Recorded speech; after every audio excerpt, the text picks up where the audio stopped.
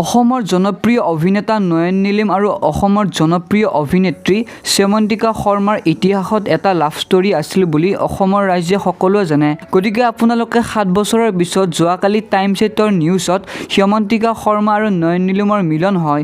সেই মিলনতনো আচলতে কি হ'ল তাৰে এটা সৰু ভিডিঅ' চাই লওক। মইতো সেই মানুহজনকেতো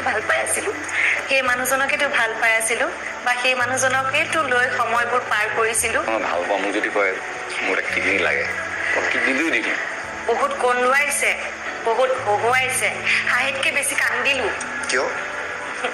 জীৱনটোৱে দেখুৱাইছে ৰং, জীৱনৰ ৰং বহুত দেখিলোঁ। মাকৰ কথা কওঁ, মই নাজানো মা কেনেকুৱা ক'ত আছে কি। অৱাই মোৰ লগতে আছে, মা ভালে আছে। আৰু ভণ্টি ক'ত? ভণ্টি জয়পুৰত আছে, তাই চব ভালে আছে। আৰু চকু চলচলীয়া হৈ পৰিছে শ্যামন্তিকা, পুৰণি কথা মনত পৰিলে অলপ দুখ লাগিছে বাৰু। নয়ন নিলিম মানুহজনক হয়তো তেখেতৰ মাকৰ পিছত মই তেখেতক বহুতখিনি জানো।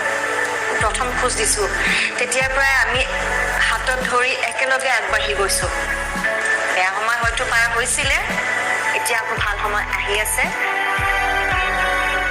নমস্কাৰ বন্ধুসকল, শ্যামন্তিকা শৰ্মাই কথাখিনি কৈ বহুত বেছি আৱেগিক হৈ পৰে, কিয়নো 7 বছৰৰ পিছত মিলন হৈছে আৰু এতিয়াও যে শ্যামন্তিকা শৰ্মা আৰু নয়ন নিলিমৰ এটা ভাল বন্ধুত্বৰ সম্পৰ্ক আছে অসমৰ ৰাজ্যক জানিবলৈ দিছে।